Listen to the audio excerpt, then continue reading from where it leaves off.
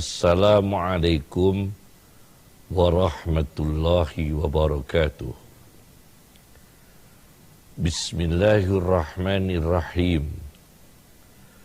Hamdan lillah, salatan wassalaman ala sayyidina Muhammad ibn Abdillah Rasulillah wa ala alihi wa sahbihi wa man tabi'a hudah, amma ba'd. Pemirsa Cahaya Hati Antv dimanapun berada, semoga diberkahi oleh Allah Subhanahu wa Ta'ala. Pada kesempatan yang berbahagia ini,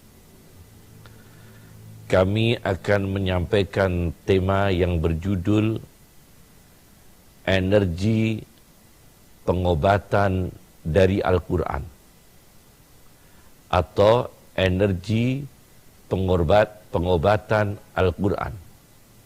Energi pengobatan Al-Quran. Pertama-tama kami sampaikan satu hadis riwayat Imam Bukhari dalam Sahihul Bukhari, hadis nomor 2276.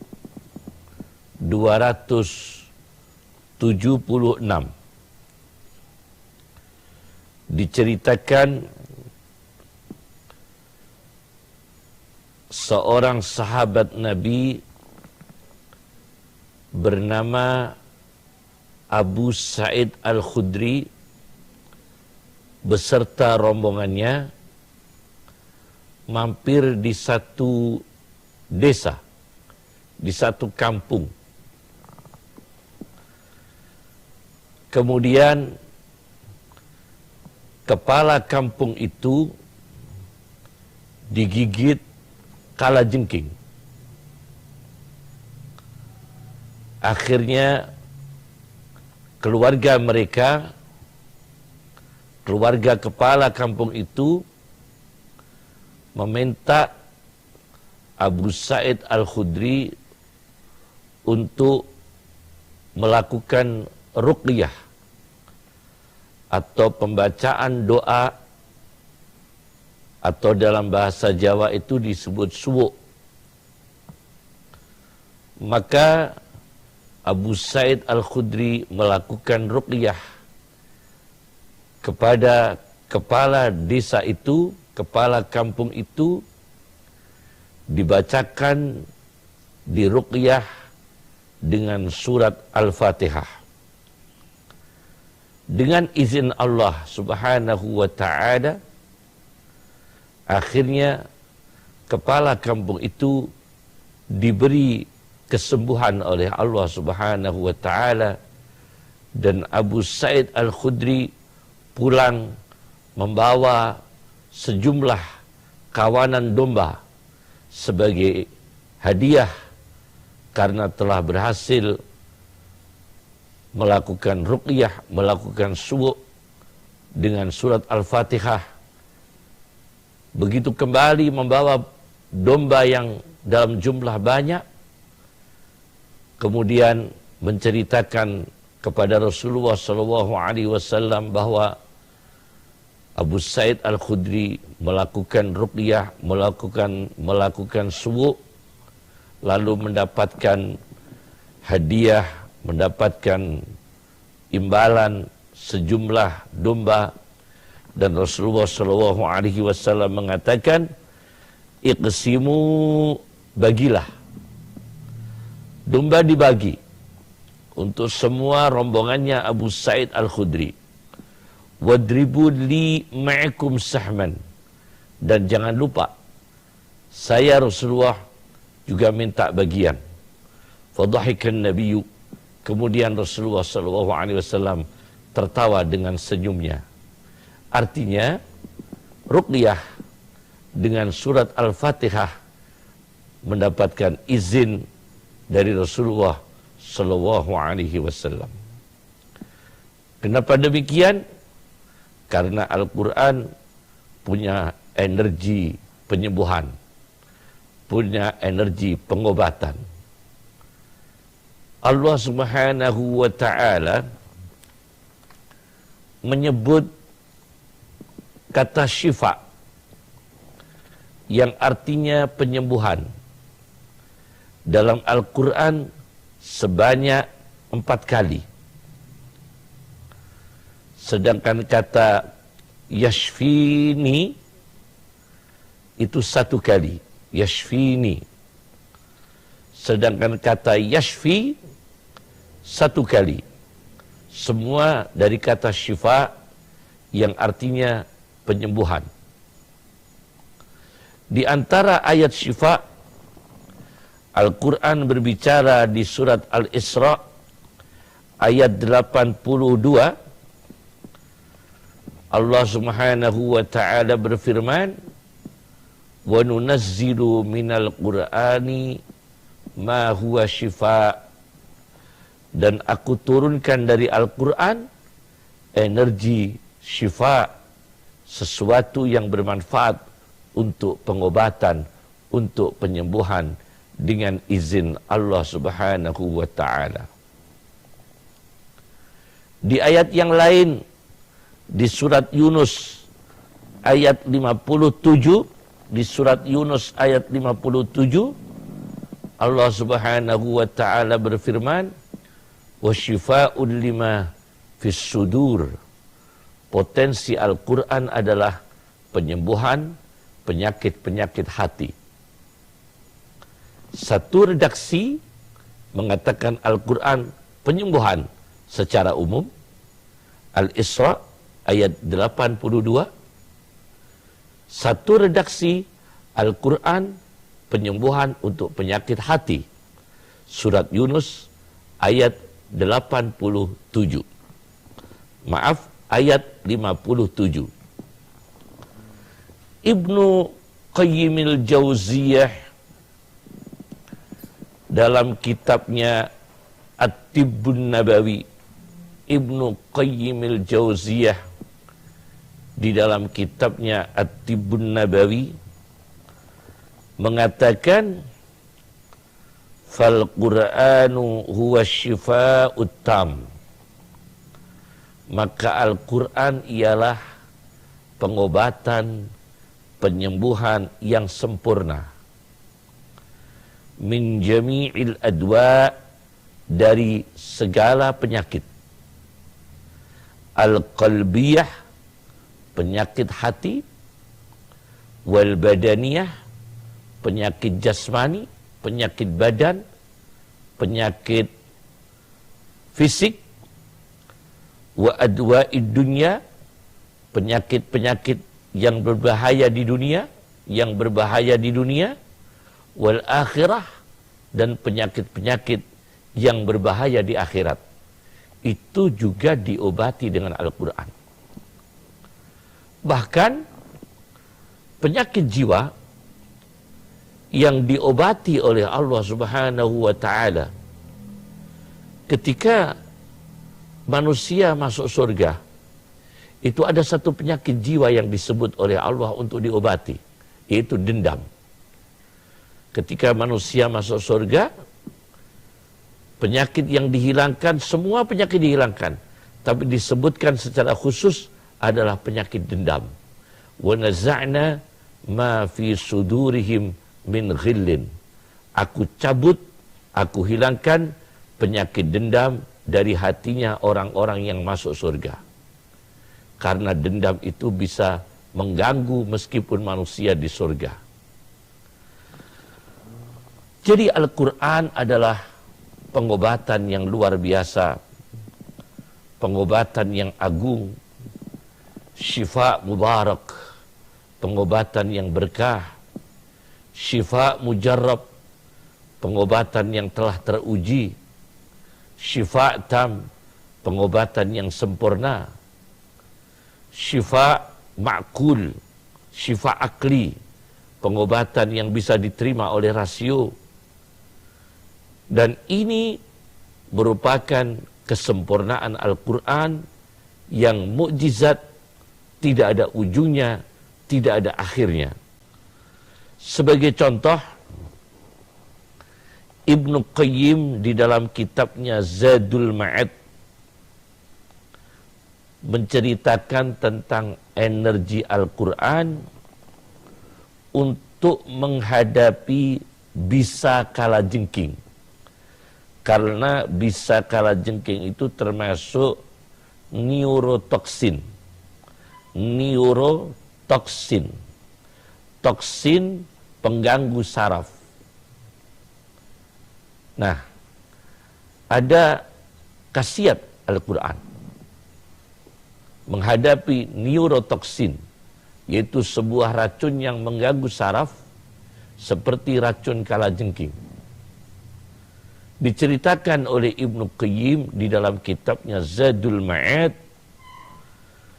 ketika Rasulullah SAW yusalli, sedang salat, idh sajada, ketika Rasulullah sedang bersujud, faladaghadhu aqrabun fi usbu'ihi, Rasulullah digigit jari-jarinya oleh kalajengking. Jadi jari-jari Nabi digigit kalajengking ketika sedang bersujud. Fansarafa Rasulullah SAW, setelah itu Rasulullah selesai sholat, pergi. Kemudian singkatnya, summa da'a bi'ina'in, Rasulullah mengambil wadah, fihi ma'un, yang di dalamnya itu ada air, wa milkhun, dicampur dengan garam. Setelah digigit kalajengking jari-jari Nabi, Rasulullah mengambil wadah berisi air dan garam. Setelah itu faja'ala yada'u mawdi'al ladghah, Rasulullah meletakkan bagian yang digigit kalajengking, yaitu jari-jari, diletakkan, dimasukkan fil ma'i, di dalam air yang ada dalam wadah itu, wal milhi, dan bercampur dengan garam. Wa yaqra'u, kemudian Rasulullah membaca qul huwallahu ahad, surat Al-Ikhlas. Yang kedua, wal mu'awwizatain, dan dua surat, qul a'udzu birabbil falaq dan qul a'udzu birabbin nas. Jadi surat Al-Ikhlas, surat Al-Falaq, surat An-Nas dibaca, dan yang sakit dimasukkan dalam air yang dicampur dengan garam. Fasakanat hatta sakanat, sampai racun itu tidak bereaksi, dan akhirnya Rasulullah sembuh sallallahu alaihi wasallam. Nah, ini berarti ada energi pengobatan dari Al-Quran melalui surat-surat dalam Al-Quran untuk menghadapi neurotoksin atau racun yang mengganggu saraf. Itu contoh satu. Contoh yang kedua, saya baca di dalam kitab karya Imam Zarkasi, seorang ulama besar dari Mesir yang punya kitab usul fiqh bernama Al-Bahrul Mukhit, punya kitab lagi Al-Burhan fi Ulumil Quran karya Imam Badruddin Az-Zarkashi. Beliau menceritakan di dalam kitabnya Al-Burhan fi Ulumil Quran tentang energi Al-Quran untuk mengobati radang mata. Energi Al-Quran untuk mengobati radang mata. Diceritakan dari Imam Syafi'i radhiyallahu anhu, ada seorang yang melaporkan kepada Imam Syafi'i Ramadan mengalami radang mata. Fakataba ilaihi fi ruk'ah, maka Imam Syafi'i menulis dalam satu helai kertas. Imam Syafi'i menulis dalam satu helai kertas, satu tulisannya adalah Bismillahirrahmanirrahim. Satu. Yang kedua, fakashafna anka ghita'aka fabasaruka al-yawma hadid, yaitu surat Qaf ayat 22. Yang pertama adalah Bismillahirrahmanirrahim. Yang kedua adalah fakashafna anka ghita'aka fabasaruka al-yawma hadid, maka aku bukakan darimu tutupmu. Fabasaruka al-yawma hadid, maka pada hari ini penglihatanmu tajam. Nah, ayat ini dipakai untuk energi pengobatan radang mata. Diambil dari surat Qaf ayat 22. Kemudian ditambah lagi satu ayat, lilladina amanu hudaw wa shifa, ayat 44 surat Fussilat. Lilladina amanu hudaw wa shifa.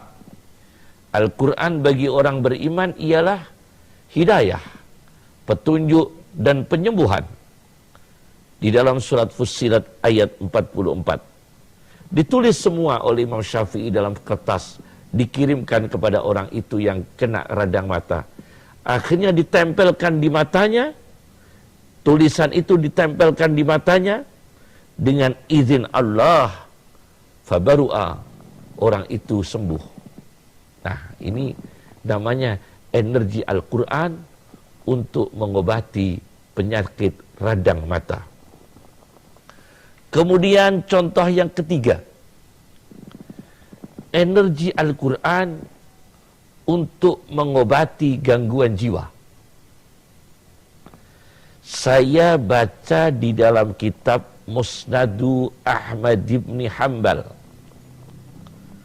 hadis nomor 21.894.